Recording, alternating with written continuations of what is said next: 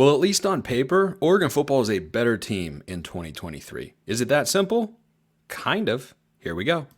You are Locked On Ducks, your daily podcast on the Oregon Ducks, part of the Locked On Podcast Network, your team every day.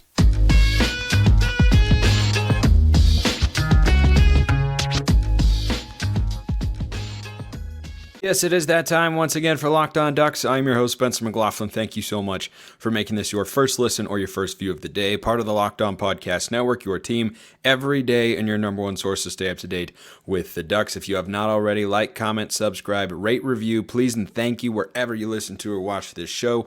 Loads of football to get to today. We have a new commitment as well in the 2024 class, 3-star wide receiver Jack Ressler from Mater Dei High School. We'll be talking about him on Thursday's show with Brian Smith, our Locked On recruiting guru here at the network. But for today, this question came in from Raymond. You can always be a part of the Mailbag, YouTube comments, or hit me up on Twitter at smalls_55 or at Locked On Ducks. Raymond says, with this being Dan Lanning's first full year as a head coach, meaning a full recruiting cycle and a full season under his belt already, and the defense appearing much improved from last year's team, do you think the 2023 Ducks will be much improved? Also, Bo Nix, is more seasoned with the Oregon players, and that familiarity should be factored in. Agree with you about the offense. I think the weapons offensively for the Ducks look really, really good. Now, the case I'm making here is that Oregon's team this year, on paper, is better than it was last year. Doesn't mean they'll have a better season, as I will get to, but when you go up and down, I agree that Oregon's roster across the board on the whole big picture comparatively to a season ago is better or has more talent than a season ago, which isn't to say there was a lack of talent on last year's team. They went 10-3. There certainly was not. However, I didn't try and overthink how I thought about responding to this particular question for the show today, because I just thought about each and every position group. If you're going to be a better team, you should have better players. That's what it all starts with. It's more about the Jimmies and the Joes in college football than the X's and the O's. Doesn't mean that the latter of those two items are important. They most certainly are. But if you're talking about whether or not a team is better than they were a season ago, you have to look at their roster one year and then compare it to the following year and say, okay, where did they improve? So when I go down Oregon's roster, and I'm going to go through each position group just broadly speaking, I come away with a net total in my mind of, yeah, this is a better overall team on paper.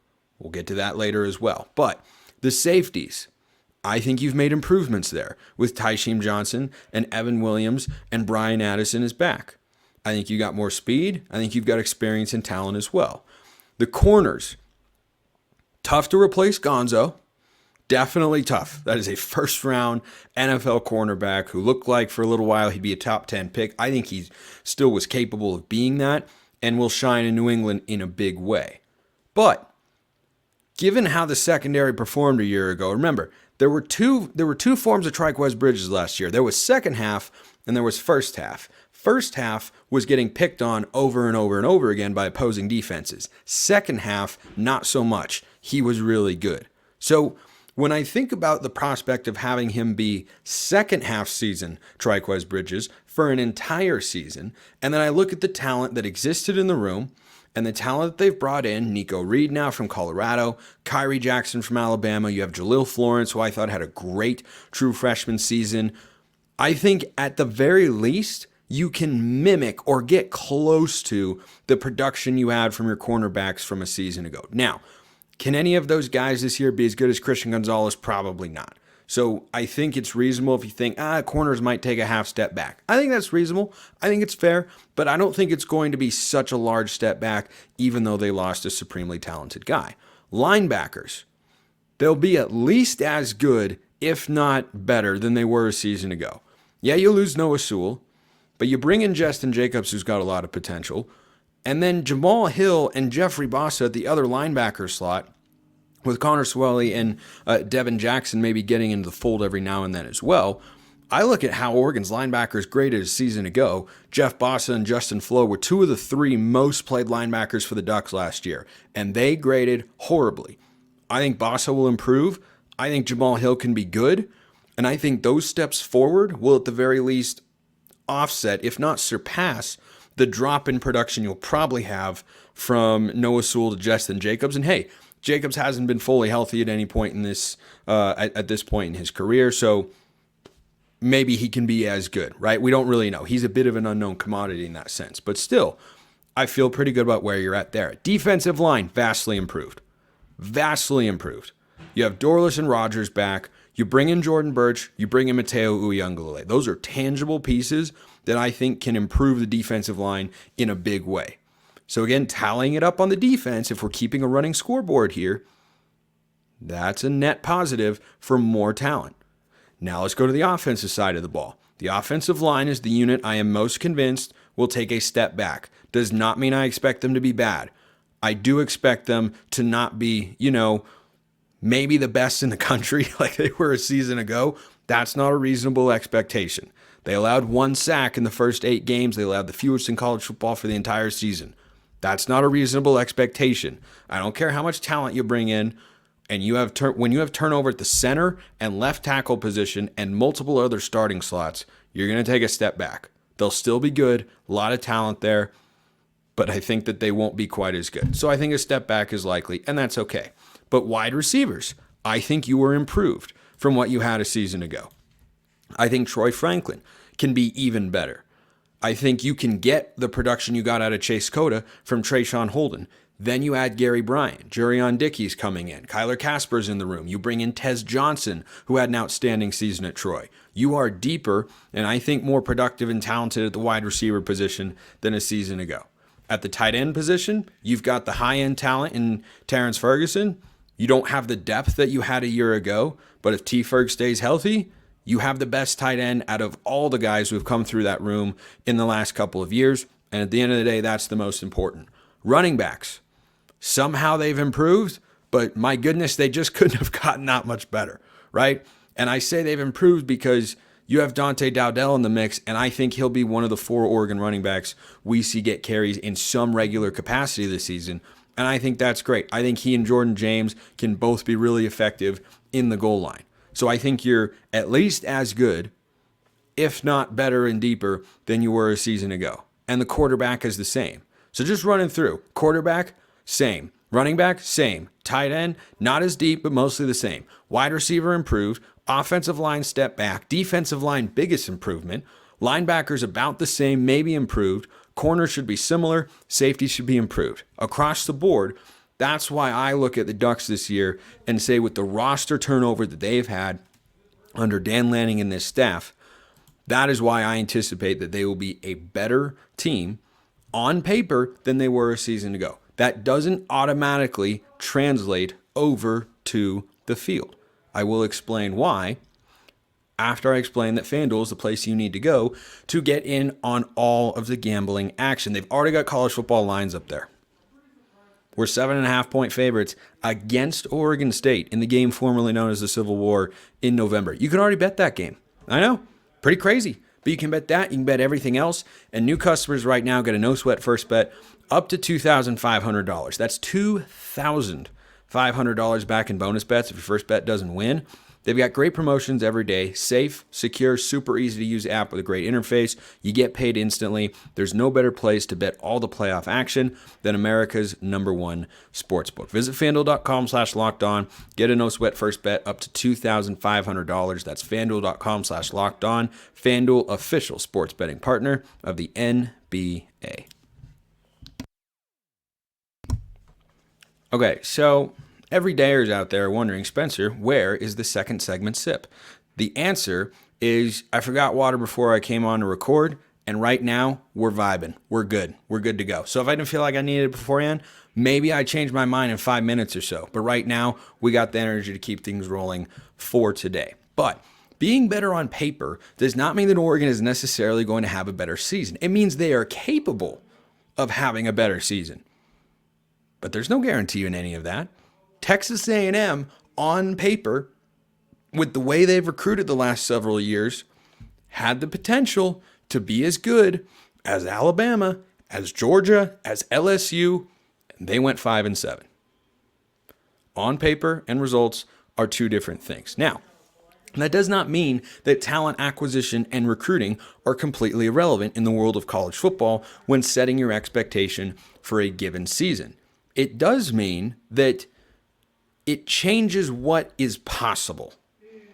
And the way that Oregon has put together talent, the way they've improved at certain positions, the way they got key guys to return, like Bo Nix, like, Bucky Irving wasn't eligible for the NFL, but with the portal nowadays, you never know.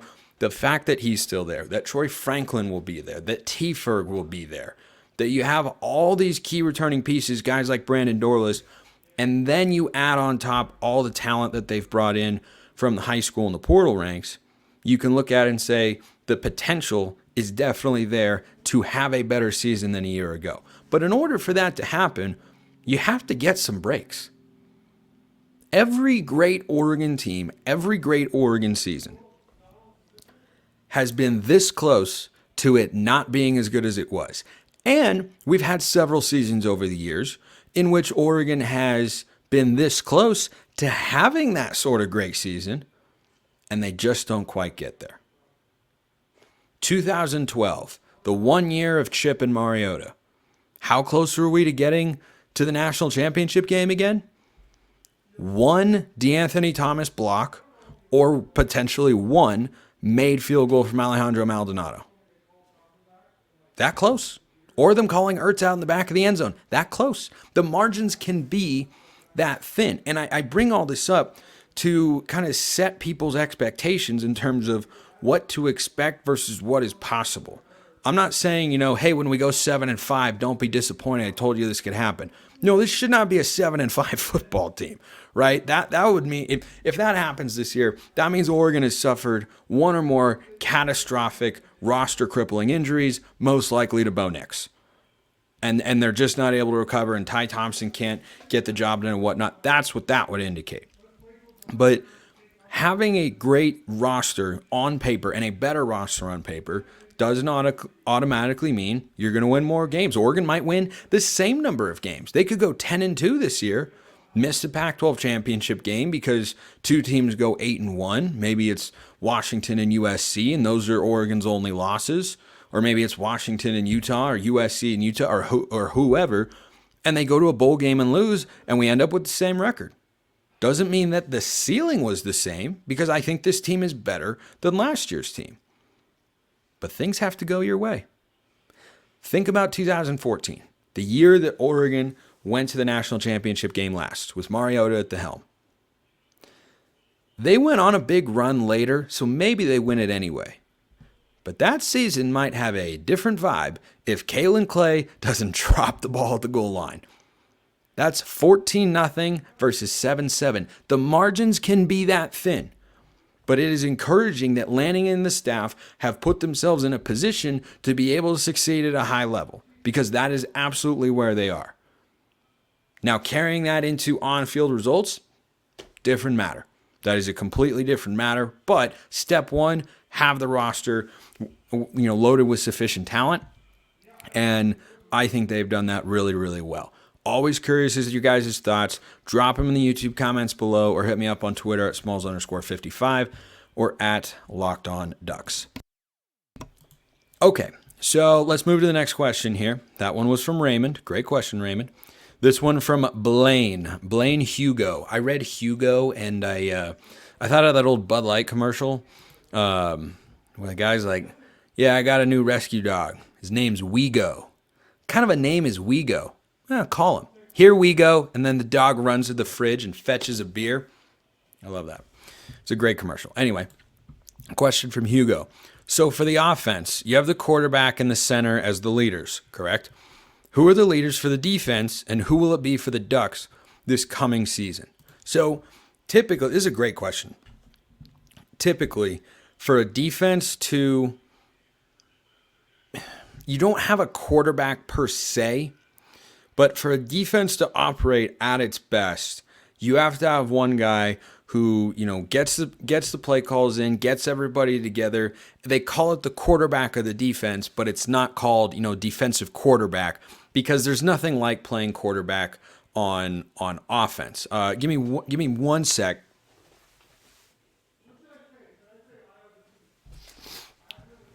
it's still a little cut off, but that was bothering me. Anyway, so just things that you notice sometimes.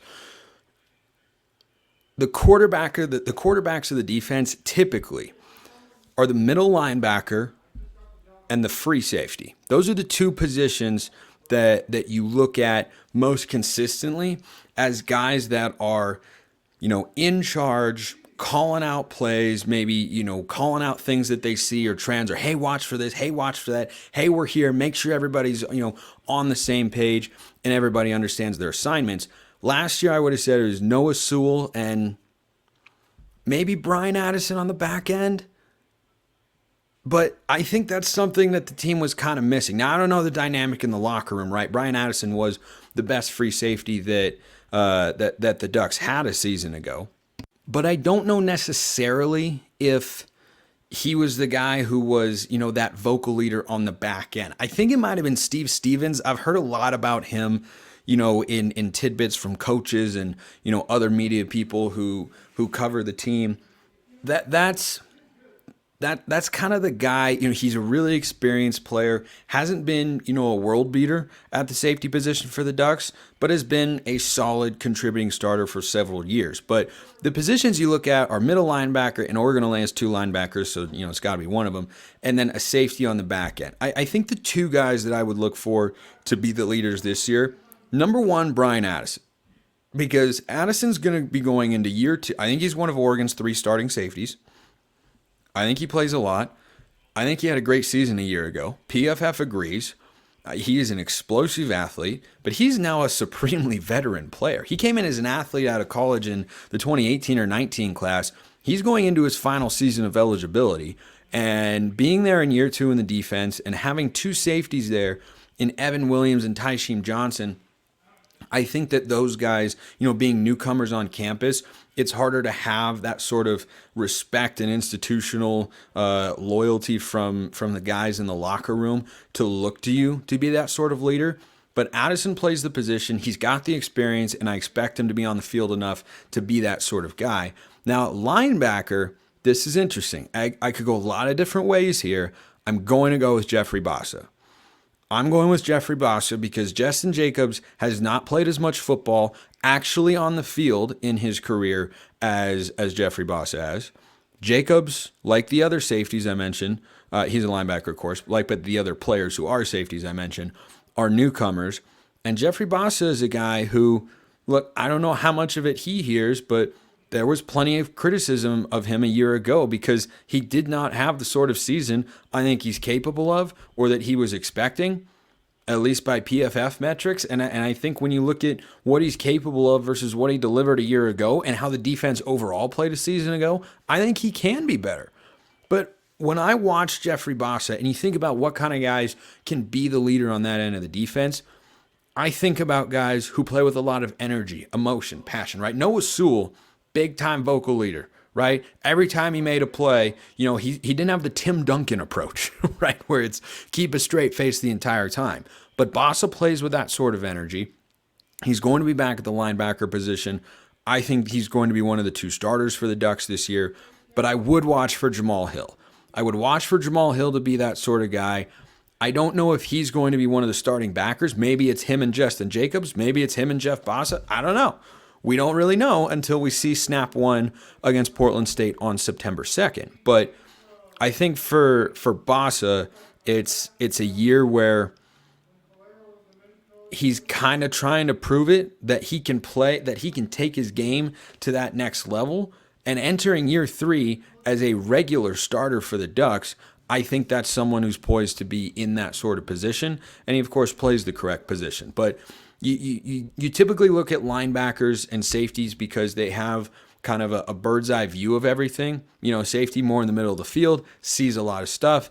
It's not as easy for a corner to do it because him shouting all the way across the field or being able to see what's happening on the other side just doesn't happen as much. And then you have it at the linebacker position because he's kind of calling everything out, talking to the defensive linemen and other linebackers for, what he's identifying from the second level, but kind of down there in the box. So those would be my two picks, Jeff Bassa and Brian Addison. But curious who all you think or who you all think could be a vocal leader for the Ducks this year. Let's round it out with a couple of other great questions. Gosh, I love when you guys send questions. The mailbag is loaded, by the way.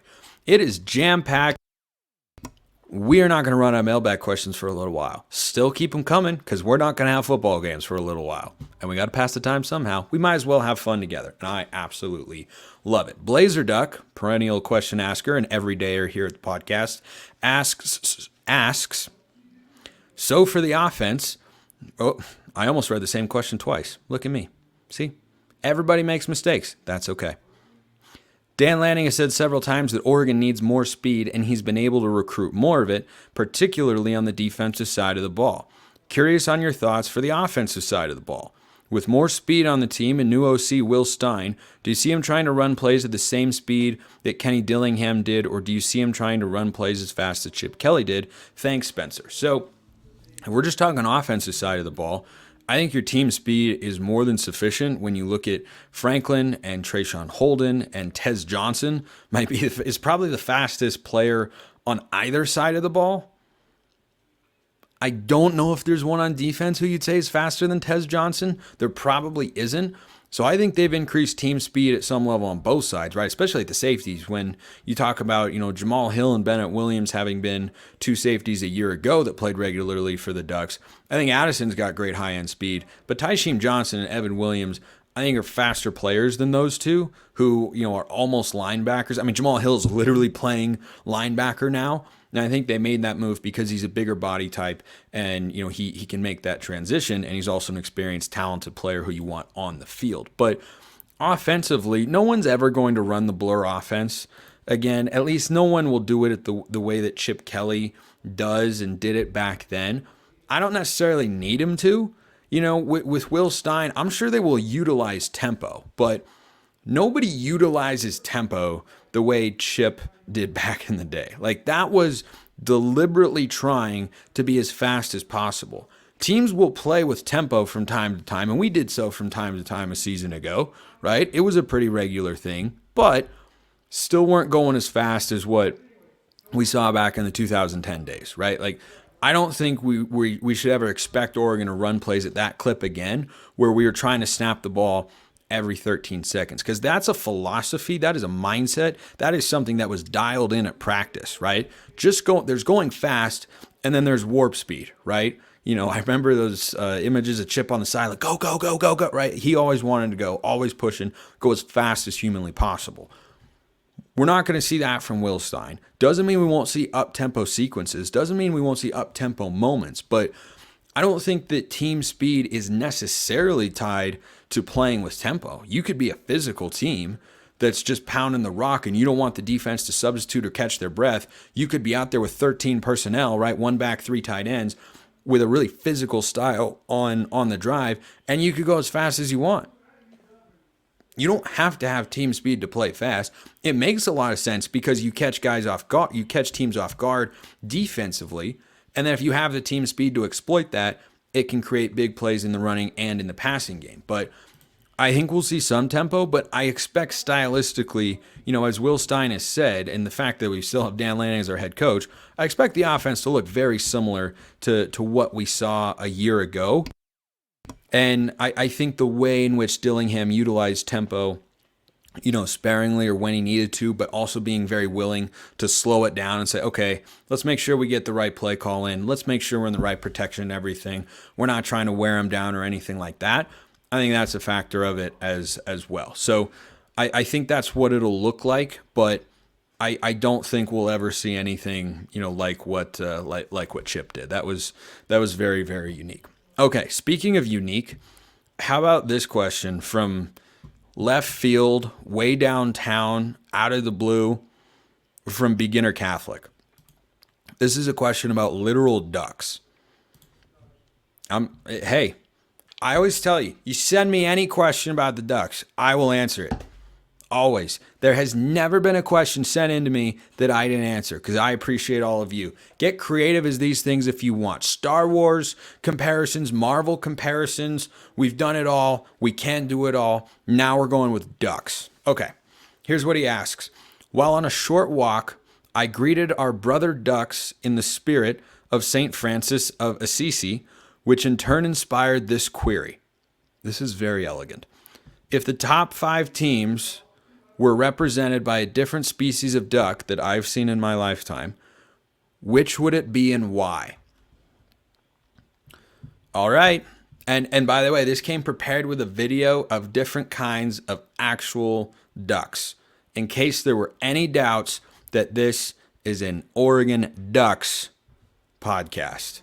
So I went through and I picked 5 and I assigned them a team from the last 15, 20 years or so of my conscious life that I have seen. So, first one, the mallard is the standard, solid, nothing over the top or flashy duck. That's the 2022 football team. 10-3 season, we felt just okay, not bad, not a disaster, could be better, would like it to be better, but good, solid, standard. There we go. Aside from not beating either of the rivals, standard season. 9-3 win the bowl game. Solid. Okay? That's the mallard. Now the marbled duck. The marbled teal, flashy, showy, kind of funny looking is that 2010 team with the blur offense. Flashy uniforms, new style, little Michael James, go fast, score a bunch of points. Perfect mix. The blue-winged goose looks really odd. Not sure that it's even a duck. That's the 2016 team because they went 4-8, and what on earth was that? I don't even know if that was Oregon football. I don't even know if the blue-winged goose is a duck. It's literally called a goose, but it was in the video anyway, so I thought it would work. The Brazilian merganser. When you look at it, you go, it's a different take on a duck. It's kind of a new way to package this, but it gets the job done. That's the 2018 team because we started to see Mario's vision implemented for the program. And it was big linemen, and it was physicality, and it was toughness, and it was different. It worked, though. Got the job done. But it was different than what we'd seen in the past, which was be light, be fast, be flashy, and be quick. Last one here. I had too much fun doing this. I always do. The tufted duck. The tufted duck is black, and it has this yellow spot on its eye. And I thought it would look the coolest under the lights or in a night setting, or then I landed on it. It would be the perfect duck of Halloween. What's the most iconic Halloween game Oregon's ever played? How about 2009 when we literally ran USC out of Autzen Stadium? So there you go.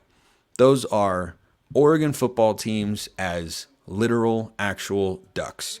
How else would we end a Tuesday? Appreciate everyone listening. See you next time. Have a wonderful rest of your day, and go Ducks.